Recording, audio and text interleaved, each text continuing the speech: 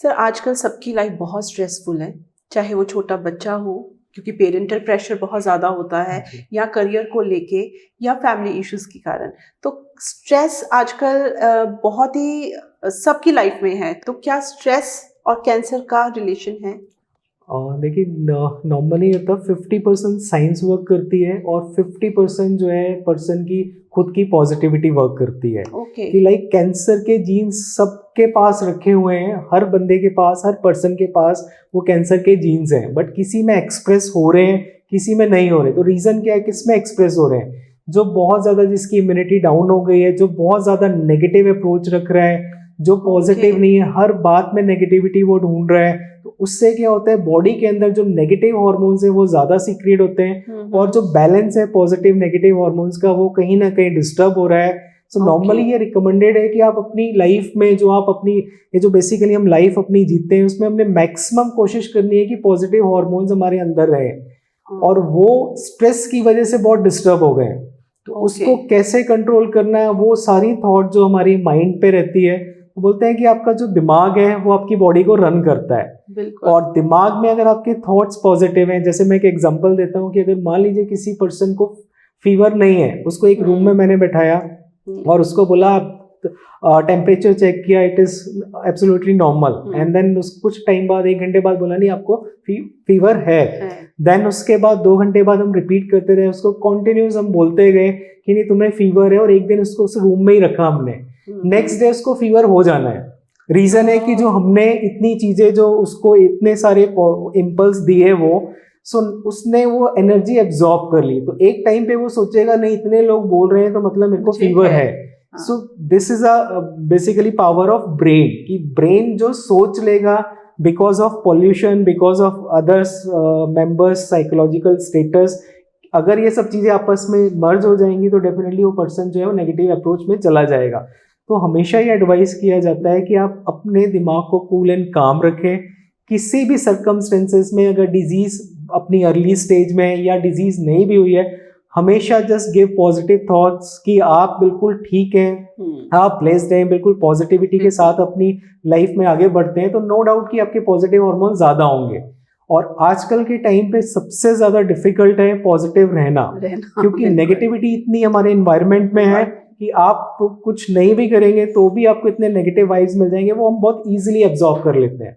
और जो पॉजिटिविटी है it will take time, but तो लास्ट में यही मानना है मेरा कि आप जो माइंड से सोचते हैं, अगर कोई डिजीज नहीं हुई है तो आप उसको रोक सकते हो अपने पावरफुल थॉट से, और अगर हो गई है तो आप उससे फाइट करके 100% क्योर हो सकते हैं आप अपने थॉट से। तो 50% साइंस है and 50% is a work of the positive thoughts.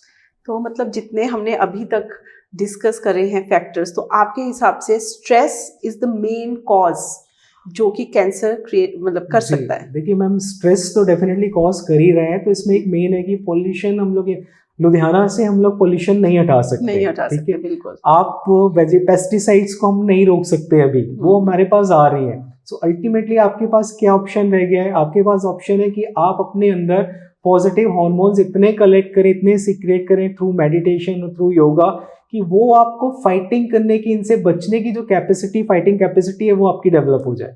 तो इन शॉर्ट हम कह सकते हैं कि हमें हमेशा हर हाल में खुश रहना चाहिए। एग्जैक्टली मैम, जो आप खुश रहेंगे तो डेफिनेटली आपकी एफिशिएंसी बहुत बढ़ जाएगी। आप आने वाले टाइम में डायबिटीज को, बीपी को, कैंसर को, सबको रोकेंगे। सो ठीक है, पॉल्यूशन है, बीमारियां हैं, बट उसको हम पहले से ही रोक दें। और रोकने के लिए बहुत जरूरी है हमारे माइंड का बहुत स्ट्रांग होना। बिल्कुल।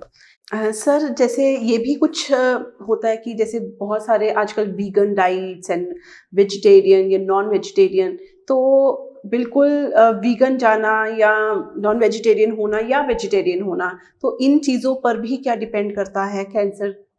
बेसिकली अभी जैसे अगर आप देखेंगे नॉन वेजिटेरियन डाइट में कोलोरेक्टल कैंसर जो है वो बहुत कॉमन है। बट स्टिल कोई भी डाइट खराब नहीं होती है, वेदर इट इज वेज और नॉन वेज। एक्सेस जो है वो हमेशा, जब अति होती है किसी भी चीज की, तो definitely it will damage your body. So आप कोशिश यही करनी चाहिए कि अगर आप वेजिटेरियन डाइट ले रहे हैं उसको स्ट्रिक्टली फॉर, बट वेज में भी अगर फास्ट फूड आप ज्यादा खा रहे हैं then again it is harmful. Non veg diet में डेफिनेटली कुछ आजकल ऐसी चीज़ें हो रही हैं जिसकी वजह से कुछ प्रॉब्लम्स हो रही हैं, बट यही है कि आप जो भी डाइट यूज़ करते हैं प्रॉपर सोच समझ के उसको यूज़ करें ताकि वो आपकी बॉडी में कोई नेगेटिव इम्पैक्ट ना करे। तो आप वो सुपर पावर को कैसे यूज़ करेंगे कैंसर को ट्रीट करने पे, और वो सुपर पावर क्या होनी चाहिए?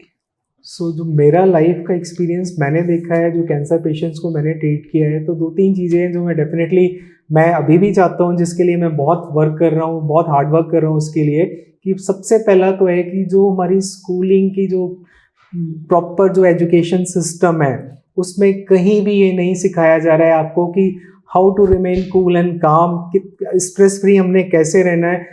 पूरे एजुकेशन सिस्टम में ये बताया जा रहा है हमने ये पढ़ना है, ये साइंस पढ़नी है, वो पढ़ना है, बट कोई ये नहीं बता रहा है कि आपने कैसे स्ट्रेस को डील करना है। सो आई थिंक मेडिटेशन और जो योगा तो ऑलरेडी आ चुका है कोर्स में अब धीरे धीरे, but meditation means mental health.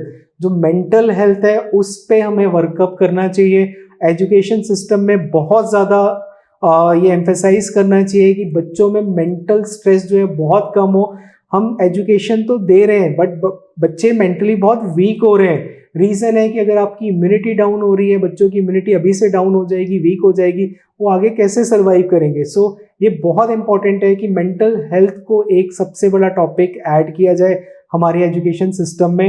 And second important thing कि जो स्कूलिंग के बाद जब जो एडल्ट होते हैं, जो हम लोग प्रोफेशनल्स हैं, सारी चीज़ें उसमें देखिए अभी पॉल्यूशन को हम लोग कंट्रोल नहीं कर सकते। पॉल्यूशन जो है, we are a passive smoker. अगर एक होता था स्मोकिंग, अभी हम अपनी सिटी में ही पैसिव स्मोकर हैं क्योंकि हमें सब कुछ मिल रहा है। तो उसमें हमें एक सिस्टम बनाना होगा कि वापस ह्यूमैनिटी को वापस लेके आए, एक दूसरे की मदद करें, हेल्प करें, और मेडिटेशन को पॉजिटिवली हम लोग बहुत आगे बढ़ाएं। एंड सेकेंड, मेडिटेशन जो है वो मेंटल हेल्थ में काउंट होता है। मैं हमेशा 2 चीज़ें बोलता हूँ कि फिजिकल हेल्थ तो बहुत इंपॉर्टेंट है। जिम बहुत खुल गए हैं, हर कॉर्नर पे जिम है, हम सब पर्सन जो है जिम में जा रहे हैं, फिजिकली सब कुछ कर रहे हैं, but what about our mental health? उसके लिए बहुत कम चीज़ें अभी भी हो रही हैं। तो ये मैसेज मैं सबको कन्वे करना चाहता हूँ इस प्लेटफॉर्म के थ्रू कि आप अपनी मेंटल लेवल की एक्सरसाइज को ज़्यादा करें, मेंटल हेल्थ पे ज़्यादा फोकस करें। मेंटल हेल्थ आपकी अच्छी रहेगी तो बॉडी आपकी अपने आप अच्छी रहेगी, और जो जितनी भी डिजीज़ हैं, whether it is diabetes, BP, cancer, कोई भी डिजीज़ है, डिप्रेशन बहुत हो रहा है। डिप्रेशन का रीज़न क्या है? हम जिम जा रहे हैं, पॉजिटिव हार्मोन सीक्रेट करा रहे हैं, बट स्टिल हमारा माइंड जो है वो, क्योंकि नेगेटिविटी इतनी है, वो हमारा माइंड नेगेटिव साइड ज़्यादा जा रहा है। तो उसके लिए मेडिटेशन ज़रूरी है कि how to remain cool and calm. कोई भी सर्कमस्टेंसेस आपके आ रहे हैं तो उसमें आपने स्टेबल रहना है। अगर आप देखोगे, जो मेरा एक एक्सपीरियंस है कि जो ईसीजी होती है आपकी, वो हमेशा आप स्क्रीन में देखते हैं, फिल्मों में देखते हैं कि ईसीजी हमेशा ऊपर नीचे होती है। इट इज़ अ लाइफ, तो अप्स एंड डाउन लाइफ में चलने ही है आपके, वो कभी नहीं रुकने वाले। But once it is flat then patient is no more. वो पेशेंट वहाँ पे, या कोई भी पर्सन है, अगर ईसीजी फ्लैट हो जाती है देन इट मीन्स कि वो बंदा इस दुनिया में नहीं है। तो ईसीजी आपको इंडिकेट कर रही है कि ये जो अप्स एंड डाउन वो लाइफ में आपके आएंगे, बट इस अप्स एंड डाउन के साथ में, अपनी फिजिकल हेल्थ के साथ में, मेंटल हेल्थ को आपने बैलेंस करते हुए चीजें करना है। जिम तो खुल गए हैं, बट अब ये टाइम है कि हम अपने मेंटल लेवल पे भी वर्कअप करें। अब जिम के साथ में meditation and mental rehabilitation centres भी हमने अब स्टार्ट करने हैं। एक दूसरे को काउंसिल करना है। अगर किसी को ज़रूरत होती है, कोई डिप्रेशन में जाता है, तो हम लोग एक दूसरे को काउंसिल करें, उसको नेगेटिव साइड से निकाल के पॉजिटिव करें। यही मैं सबसे कहना चाहता हूँ। तो सर, मतलब अकेली फिजिकल हेल्थ से कुछ नहीं होगा, तो मेंटली काम रहना और खुश रहना, अगर हम बोले तो यही है कि हम बहुत सारी डिजीज से बच सकते हैं। बिल्कुल। और जो मेंटल हेल्थ के लिए एज ए डॉक्टर मैंने अपनी लाइफ में सीखा है, मैं 3 चीज़ें बिल्कुल बताना चाहूँगा। ये मैं जब भी अपने लेक्चर्स लेने कहीं भी जाता हूँ, स्टूडेंट्स हो, मेरे फ्रेंड्स हो, नियरेस्ट वन हो, मैं सबको हमेशा ही बोलता हूँ। और आई थिंक ये 3 जो पॉइंट्स हैं मेरे अंदर बिल्कुल बैठ गए हैं। सो बोलते हैं how to remain cool and calm. आप कैसे इन चीज़ों को, आप मेंटल हेल्थ कैसे ठीक करोगे? सो मेरा एक सिंपल है, let's start from tomorrow onwards, so we can just start in a positive way कि number 1 हम लोग क्या कर सकते हैं। So number 1 is a unconditional love। बोलते हैं जो मदर होती है वो अपने बच्चे को हमेशा जो है वो अनकंडीशनली लव करती है, वो ये नहीं देखती है मुझे क्या दे रहा है। तो वो अभी पूरी दुनिया से, वर्ल्ड से ये चीज़ें मिसिंग है। हम चाहते हैं कि ये मेरा ये काम करेगा तो मैं इसका करूँगा।